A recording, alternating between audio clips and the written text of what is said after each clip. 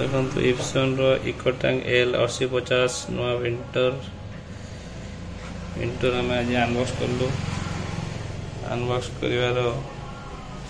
देखो यहाँ हूँ तार प्रिंटर प्रिंटर आपंकर ये सब आप हेड अलग दीजिए हेड अलग ये हूँ तार मेंटेनेंस बॉक्स अलग देती भी बहुत बढ़िया है। काली पूरिया सब अलग अलग काली अच्छी ये गोटे खोलिए काली भरवे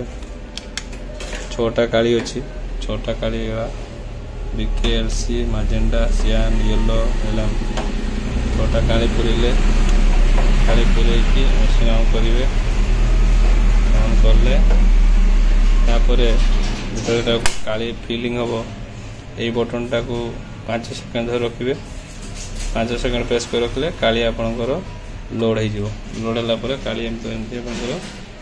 सब चार्ज हो काली अब आप यूज करें।